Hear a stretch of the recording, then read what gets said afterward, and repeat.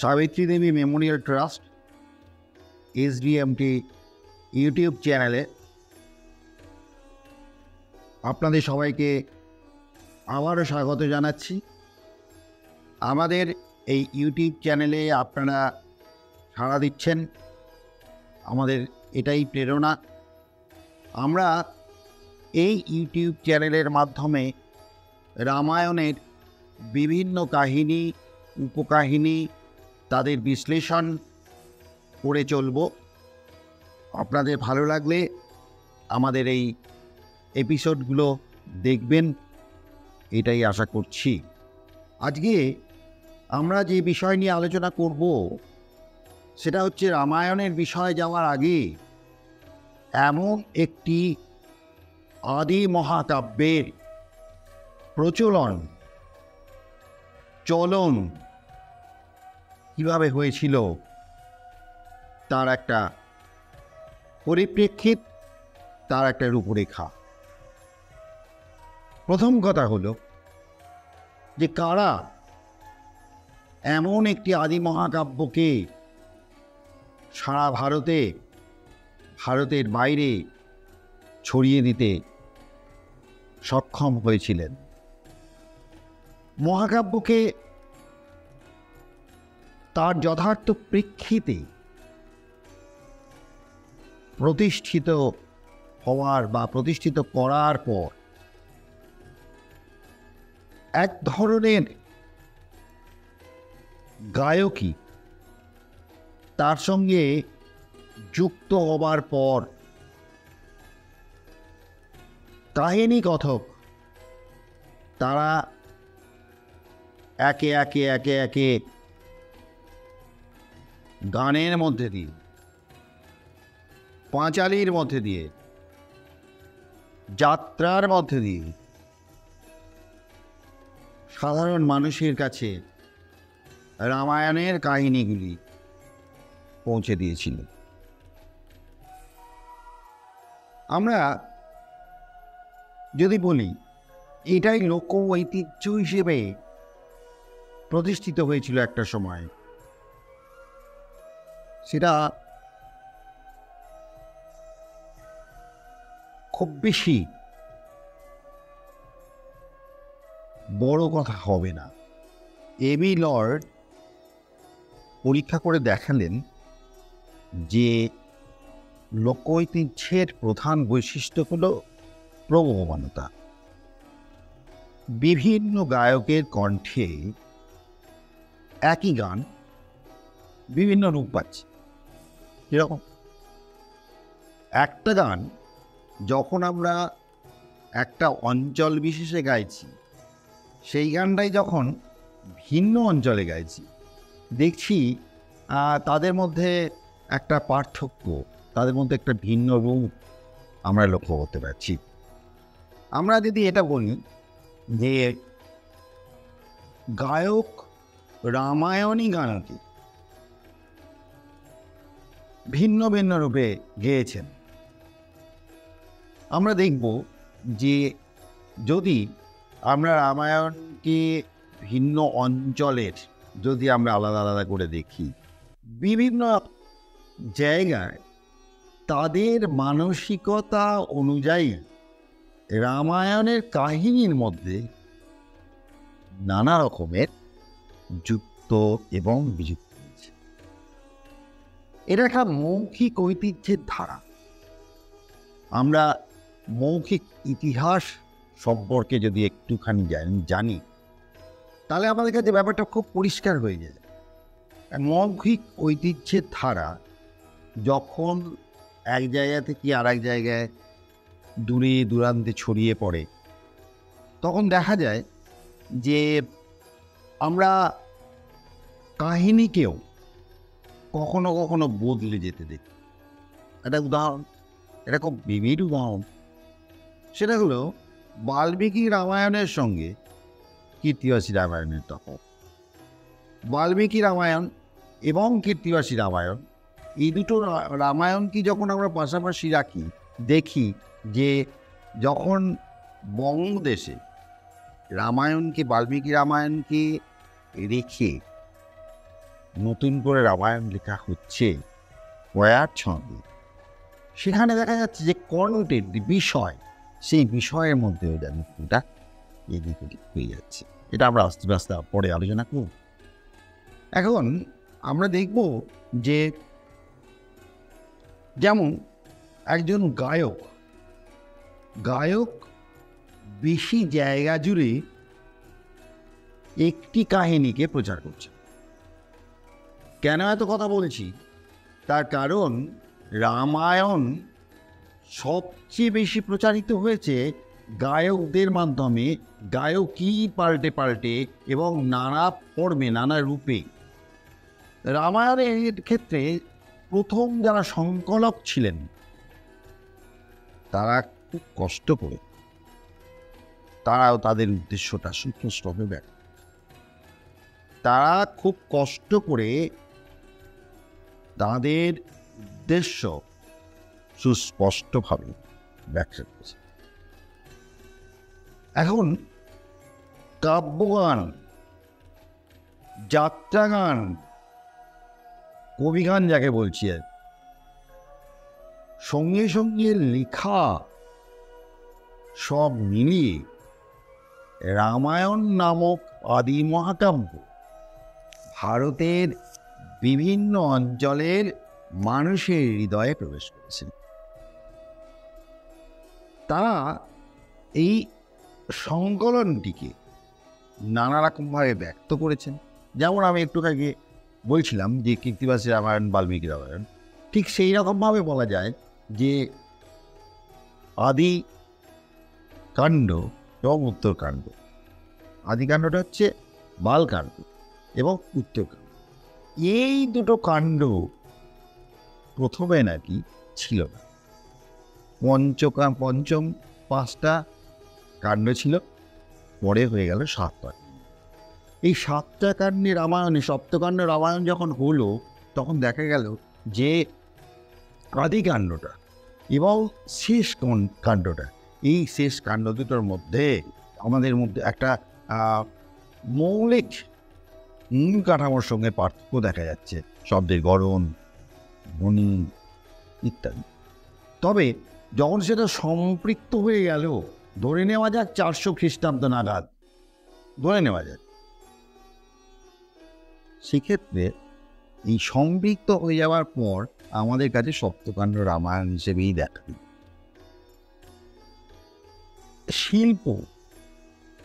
শিল্পরূপ হিসেবে এই রামায়ণের এই গতিশীলতা, শৈল্পিক অবস্থা, তাদের রূপকারদের মাধ্যমে আস্তে আস্তে আস্তে আস্তে জটিল রূপ ধারণ করছে।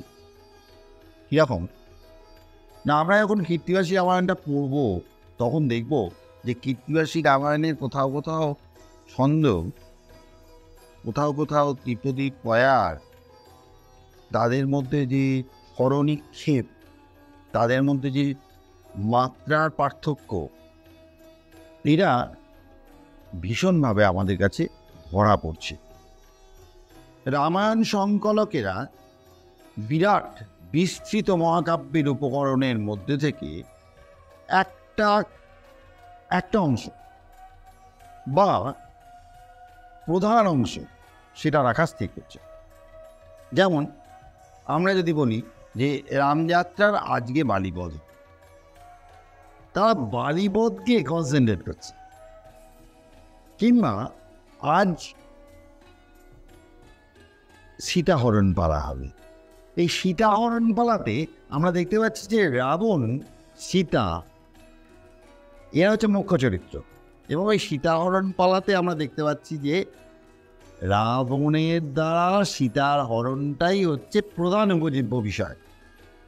অর্থাৎ যখন আমরা একটা কিংবদন্তি তৈরি করছি, আমি যখন রামায়ণ গান গেয়ে যাচ্ছি, তখন তো সমস্ত রামায়ণটা একটা জায়গায় আনতে পারছি না, আমরা সেই জায়গাতে সিলেক্ট করছি। কী সিলেক্ট করছি না, কোন কিংবদন্তি, কোন কাহিনীটা মানুষের আরো হৃদয়ের কাছাকাছি সে পৌঁছতে পারি।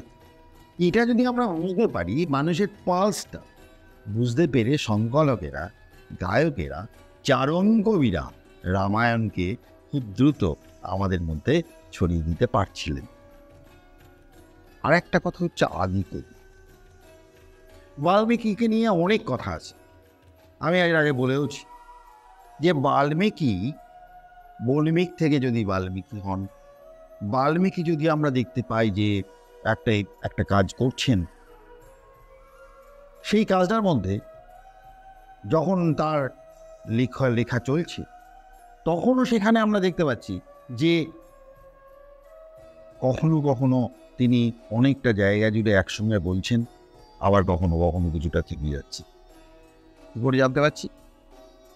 তার কারণ আমরা বুঝতে পারছি যে যখন একজন কবি একটা বিষয়কে নিয়ে আলাপ আলোচনা করে চলেছেন, সেখানে যে অন্বিষ্ট যে বিষয়, সেই বিষয়গুলোতে কিন্তু যেটা বিচ্যুত হচ্ছে, সেই বিষয়গুলোতে আবার তাকে টেনে আনতে হচ্ছে। অর্থাৎ আমি একটা যদি উদাহরণ দিই, যেমন নারদ গল্পটা বললেন, ব্রহ্মা আশীর্বাদ করলেন, প্রথম শ্লোক উচ্চারিত হলো বাল্মীকির মুখ দিয়ে, তারপর রামায়ণ লেখা। যদি আমি এই ছোট্ট জায়গাটুকুকে ধরি, দেখতে পাবো যে একজন কবি যিনি মহাকবি হয়ে উঠবেন, তার মধ্যে এই সম্ভাবনাটা জাগিয়ে তুলছে না আরেকজন ভদ্রলোক ইন্সপায়ার করে, না তুমি পারবে, আর আরেকজন কথকের কাছ থেকে তিনি রামের জীবন কাহিনীটা শুনে নিচ্ছেন। তাহলে আজকের পরিপ্রেক্ষিতে যদি এই অংশটুকুনিকে আলাদা করে ব্যাখ্যা করতে যাই, দেখতে পাবো ঠিক এইভাবেই আজকের উপন্যাস লেখা হচ্ছে।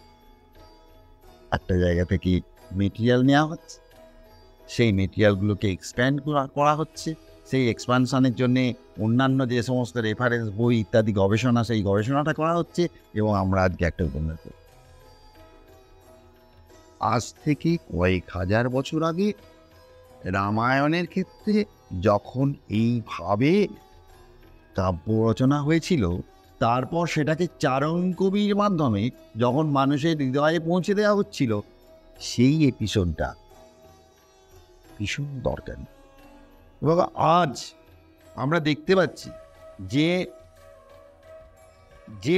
লোক ঐতিহ্যের কথা বললাম, সেই লোক ঐতিহ্যটা এক জায়গা থেকে আরেক জায়গায়, এক জায়গা থেকে এই যে প্রবহমানতাটা আজ পর্যন্ত সেটা নদীর মতোই বয়ে চলেছে। একটা সংকলনকে আমরা কখন মৌলিক কাব্য বলতে পারি? রামায়ণ একটা মৌলিক কাব্য, এটা আমরা কোথা থেকে সিদ্ধান্তটা টানতে পারি? তার কারণ এর আগে রামায়ণের মতো কোনো কাব্য রচনা করা হয়। আমরা যদি রামায়ণের বিভিন্ন ভার্সন, মহাভারত অত ভার্সন হয়নি, কথাটা এর আগের এপিসোডে বলেছি, আমি রিপিট করছি, সেটা হচ্ছে যে রামায়ণের এত ভার্সন, এত বিভিন্ন জায়গায় সংকলিত হওয়া, তার অন্যতম কারণ হচ্ছে প্রাণের কাছাকাছি এই সংকলনের মেটেরিয়াল, সংকলনের উপাদান। এই সংকলনের উপাদানটা এতই মাটির কাছাকাছি, এতই প্রাণের কাছাকাছি, যে আমরা দেখতে পাই যে রামায়ণ বিভিন্ন জায়গায় বিভিন্নভাবে মানুষের কাছে পৌঁছে দিচ্ছে। এই বিষয়টা আমাদের মাথার মধ্যে রাখতে হবে রামায়ণ পাঠ করার আগে। এই যে কতগুলো এপিসোড আমি বলছি, এই এপিসোডে আমরা জানার চেষ্টা করছি যে রামায়ণ কি, রামায়ণকে কেন এত আমরা ভালোবাসি, রামায়ণ কীভাবে বিভিন্ন মানুষের কাছে পৌঁছেছিল, সেখানে আপনার যে বিভিন্ন ফর্ম, সেই বিভিন্ন ফর্মের মধ্যে যেমন রামায়ণী গান, তেমনই রামযাত্রা, তেমনই কবিগানের মধ্যে দিয়ে রামায়ণের প্রকাশ, রামচরিতমানস, বিভিন্নভাবে বিভিন্ন মিডিয়ার মাধ্যমে আজকে আমরা সোশ্যাল মিডিয়ার মাধ্যমে রামায়ণকে সবার কাছে পৌঁছে দিতে চেষ্টা করছি। আমরা দেখতে পাচ্ছি যে প্রথমে ঋষি নারদের মুখে এই রামায়ণের কাব্যবীজ শ্রবণ করলেন, তারপর পুরো কাহিনী সংগ্রহের মানসে বিভিন্ন লোকের কাছে নিষাদ করলেন। নারদের কাহিনী চুম্বকে যে ঋষি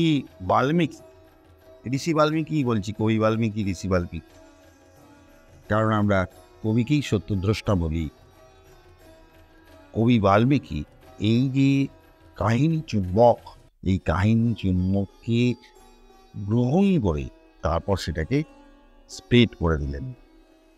আদিকাণ্ডের শেষে আর উত্তরকাণ্ডের শুরুতে দুটো পৌরাণিক চরিত্র আমরা দেখতে পাচ্ছি প্রাধান্য লাভ করছে। এক বিশ্বামিত্র, দুই রাবণ। আমরা দেখেছি যে বিশ্বামিত্রের কাহিনী বিবৃত করছেন জনক পুরোহিত শতানন্দ, আর রাবণের জীবন অগস্ত্য। দুটো কাহিনী স্বতন্ত্রভাবে মহাকাব্যগীতি হতে পারত, তবে লিখিত যে রামায়ণ পাঠ, সেখানে এই অংশটির অন্তর্ভুক্তিটা খুবই তাৎপর্য।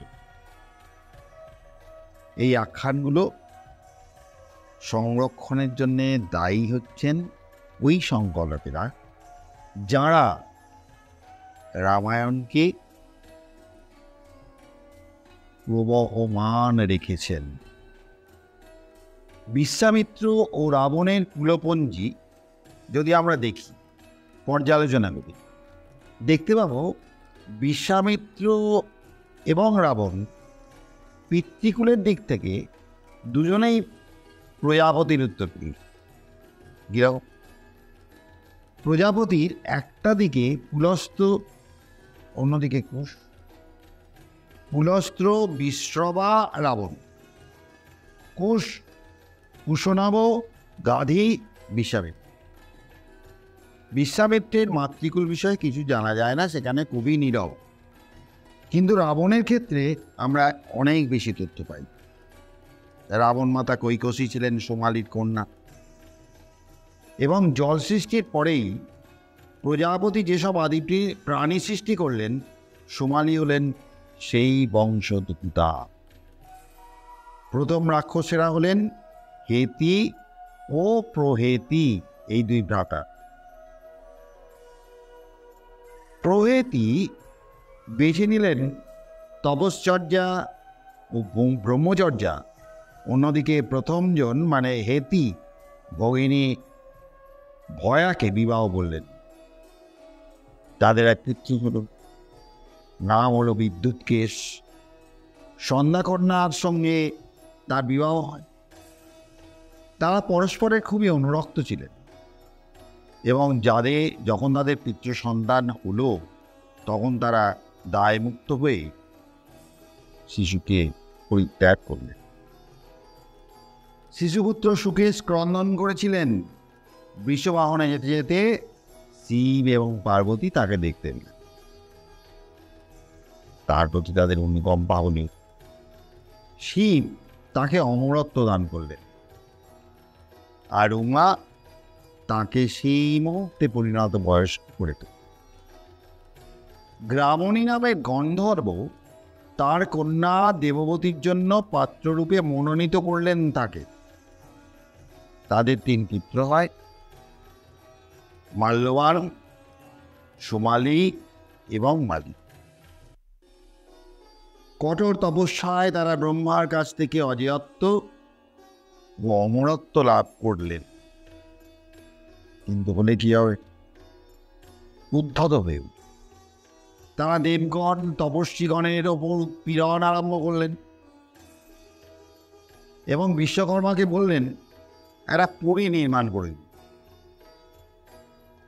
বিশ্বকর্মা প্রাচীর বেষ্টিত লঙ্কা পুরী তৈরি করলেন, আর 3 ভ্রাতা সেটি অধিকার করলেন। নর্মদা গন্ধর্বীর 3 কন্যা সুন্দরী, কেতুমতি ও বসুদাকে 3 ভাই বিয়ে করে।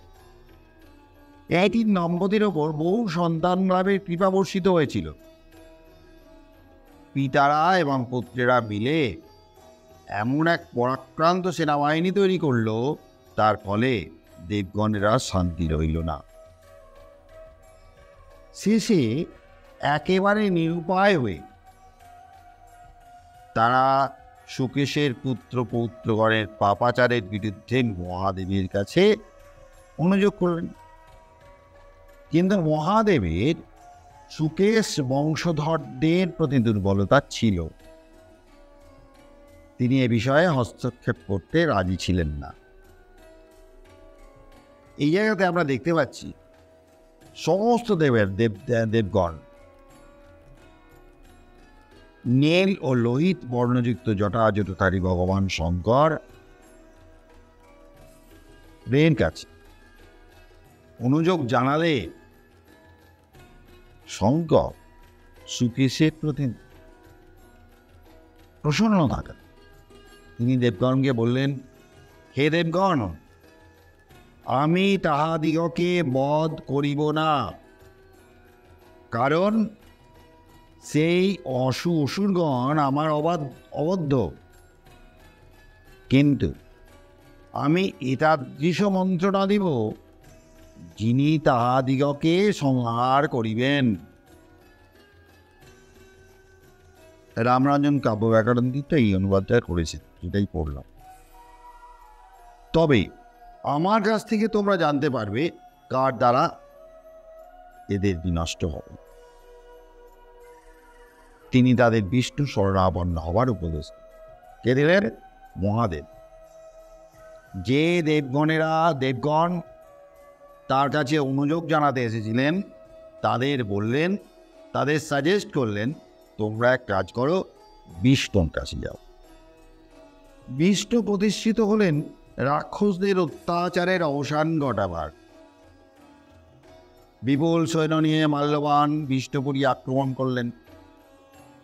প্রবল যুদ্ধে মালি নিহত হলেন, আর মাল্যবান এবং সোমালি লঙ্কায় আশ্রয় নিতে বাধ্য। সেখান থেকে তাদের চলে যেতে হলো পাতাল। পরিত্যক্ত নগরী লঙ্কা কুবেরকে দান করা হলো। একদিন পাতাল থেকে বেরিয়ে এসে সোমালি দেখলেন কুবের পুষ্পক্রতে আকাশ পরিভ্রমণ করছে। সোমালি ভাবলেন, ধনদেবতার সঙ্গে বৈবাহিক সম্বন্ধ তার গৃহে সমৃদ্ধি আনতে পারে। ফলে তিনি তার রূপসী কন্যা কৈকসীকে পাঠালেন কুবেরের পিতা বিশ্ববার অনুগ্রহ লাভের জন্য। দুর্ভাগ্যবশত কন্যাটি এমন মুহূর্তে উপচারিকা হলেন যখন তিনি অগ্নিহোত্র সাধনায় মগ্ন। ধ্যানে তিনি কৈকসীর অভিপ্রায় জেনে তাকে বললেন, তুমি এই নিদারুণ বেলায় আমার নিকট উপস্থিত হইয়াছ, হে ভদ্রে। সেই হেতু তোমার যে পুত্রগণ জন্মগ্রহণ করিবে, তাহারা দারুণ স্বভাব, ভয়ঙ্কর শরীরধারী ও ক্রূর কর্ম কারিগণের সঙ্গে সম্পন্ন হও। সুস্থনে তুমি ক্রূর কর্মা রাক্ষসগণকে প্রসব করো। কৈকসী অনেক মনোময় বিনয় করলেন। তাকে সান্ত্বনা দেওয়ার জন্য বিশ্ববা বললেন যে তার শেষ সন্তানটি তার বংশের উপযুক্ত হবে।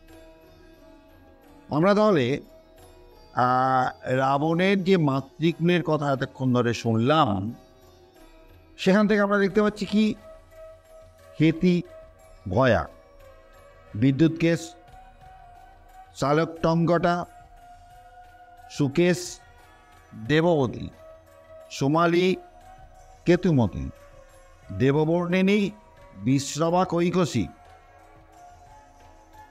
এই কৈকসী থেকে রাবণ, কুম্ভকর্ণ, শূর্পণখা, বিভীষণ। রাবণ হলেন কুবেরের বৈমাত্রেয় ভ্রাতা এবং তারই মতো বিশ্ববার ঔরসজাত বলে প্রজাপতির প্রপুত্র। রাবণের মাতৃকুলে আছে মিশ্র রক্ত, রাক্ষস এবং গন্ধর্বের মিশ্রণ। তাছাড়া রয়েছে তার পূর্বপুরুষ সুকেশের প্রতি শিবের বিশেষ অনুগ্রহ। আমরা কিন্তু এই জায়গায় যেটা করতে চলেছি সেটা হচ্ছে রাবণকে। আমরা সাধারণভাবে যে গল্পগুলো শুনি সেখানে রাবণের এই উদ্ভব, রাবণের বংশ পরিচয়, রাবণের যে ভয়ঙ্করত্ব, এই সম্পর্কে আমরা খুব কম শুনি। সেটা সবার কাছে পরিচিত করার জন্য এই এপিসোডে আমরা রাবণের পিতৃকুল, রাবণের মাতৃকুল এই নিয়ে দু চার কথা বলার চেষ্টা করছি। সুকেশের প্রতি শিবের বিশেষ অনুগ্রহ থাকার কারণে আমরা বুঝতে পারছি যে তার পূর্বপুরুষেরা বিষ্ণুর সঙ্গে যুদ্ধ করেছিলেন এবং তার কাছে পরাজিত হয়েছে। বৈমাত্রবতা কুবেরের সাফল্য তার ঈর্ষা জাগাল। কুবেরের ভক্তি ও তপশ্চর্যায় প্রীত হয়ে ব্রহ্মা তাকে অনুচর করেন, উপরন্তু তিনি তাকে দান করলেন পুষ্পক রথ, যাতে চড়ে তিনি ইচ্ছা মতো আকাশে। সর্বোপরি মাল্যবান ও সোমালি পাতালে পলায়ন করলে রাক্ষসপুরী লঙ্কা তাকে দান করা হয়। ঋতুযুগে রাবণের জীবন কাহিনী এটা হলো পটভূমি। তার মাথায় প্রথমে তার মধ্যে বাসনার অতৃপ্ত বহ্নি জ্বালান। কুবেরের ঐশ্বর্য ও সমৃদ্ধির প্রতি দৃষ্টি আকর্ষণ করে তিনি পুত্র রাবণকে বিদ্রুপ করলেন। পুত্র বৈশ্রবণাং পশ্য ভাতরাং তেজস্ববৃতম ভাতৃভাবে সমে চাপি পশ্চাৎমানং তমিন ঋষম। পুত্র, তুমি তোমার নিজ ভাতা বৈশ্রবণকে দেখো, সে কিরূপ তেজস্বী। তোমাদের উভয়ের ভাতৃভাব তুল্য হলেও তোমার এইরূপ অবস্থা, নিজের অবস্থা দেখ। রাবণের হৃদয় বৃদ্ধ হল। তিনি বললেন মাতার এই কথা শুনে যে, মা, তুমি তোমার হৃদয়ে যে চিন্তা সেটা দূর করো। আমি তোমার কাছে সত্য প্রতিজ্ঞা করছি, আমি পরাক্রমে ভ্রাতা বৈশ্রবণের তুল্য অথবা তার অধিক হব। শক্তি লাভের উপায় তপস্যা। রাবণ 10 সহস্র বছর, এটা 10 সহস্র বছর, সেটা ঠিক কত বছর এসব পণ্ডিতদের হিসেব। আমরা পৌরাণিক 10 সহস্র বছর রাবণ উপবাসী থেকে তপস্যা করলেন এবং প্রতি সহস্র বছর অন্তর তার একটি করে মুন্ড অগ্নিতে আহুতি দিতে লাগল। তার দশম মুন্ডটি যখন আহুতি দিতে যাবেন তখন ব্রহ্মা আবির্ভূত হয়ে তাকে বর প্রার্থনা করতে বললেন। বিনা দ্বিধায় রাবণ প্রার্থনা করলেন অমরত্ব। ভগবান প্রাণিনাং নিত্যং নান্যত্র মরণাদ ভয়ং নাস্তি মৃত্যু সমা শত্রুরমারত্ব অহং ঋণে। ভগবান, প্রাণীদের মৃত্যু ছাড়া অন্য কোথাও থেকে ভয় থাকে না, অতএব মৃত্যুতুল্য শত্রু নেই। আমি অমরত্ব বর প্রার্থনা করছি। ব্রহ্মা নিঃশর্ত অমরত্ব দানে অস্বীকৃত বলেন। ব্রহ্মা তাকে বললেন অপেক্ষাকৃত গ্রহণযোগ্যভাবে বর প্রার্থনা করতে। গর্বে স্ফীত হয়ে দশগ্রীব দেবতা, দৈত্য, দানব, যক্ষ এবং অন্যান্য অলৌকিক প্রাণীগুলির কাছে অবদ্ধ থাকার বর চাইলেন। মানবকুল বিষয়ে তার বিন্দুমাত্র ভাবনা ছিল না, তাদের তিনি তৃণ জ্ঞান করতেন।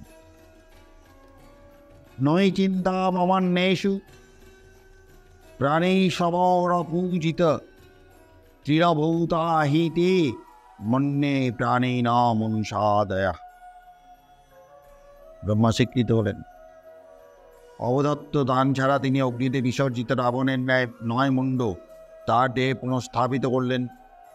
তার আত্মীয় স্বজনের প্ররোচনায় রাবণ, যিনি এখন তাদের নতুন নেতারূপে অভিষিক্ত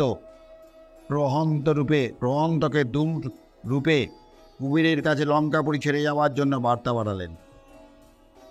কুবের তার পিতা বিশ্রবার সঙ্গে পরামর্শ করে বিনা প্রতিবাদে এই আদেশ মেনে নিলেন। তিনি তার লোকজন, ধনসম্পত্তি এবং রথ নিয়ে হিমালয়ের কৈলাসে আশ্রয় গ্রহণ করলেন। এইভাবে দশগ্রীব ভাগ্য যার প্রতি প্রসন্ন, তিনি লঙ্কায় প্রবেশ করলেন এবং রক্ষরাজ রূপে অভিষিক্ত হলেন। এই হলো রাবণের কথা। রাবণের বলা যেতে পারে যে পূর্বাশ্রমের কথা। তিনি প্রজাপতির প্রপুত্র হিসেবে কিভাবে নিজেকে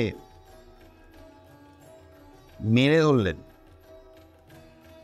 এবং লঙ্কাপুরীর নায়ক হয়ে উঠলেন, এই অংশটুকুতে আমরা জানতে পারলাম রাবণের উদ্ভব, রাবণের পিতৃকুল এবং মাতৃকুলের কথা। আমরা এর পরের যে এপিসোড, যেখানে আমরা রামায়ণের মূল কাহিনীতে প্রবেশ করব, আশা করছি আপনারা যারা শুনছেন রামায়ণের প্রেক্ষাপট বিবেচনা করার জন্যে এই 4টে এপিসোড আপনাদের মনে থাকবে এবং আগামী এপিসোড থেকে আমরা রামায়ণের মূল পর্ব তাতে প্রবেশ করব। শুধু তাই নয়, আপনাদের যে ডেসক্রিপশন বক্স, সেই ডেসক্রিপশন বক্সে আমরা কিছু কিছু পয়েন্ট যেগুলো আমরা আলোচনা করব সেগুলো দিয়ে দেওয়ার চেষ্টা করব। সবাই ভালো থাকবেন। নমস্কার।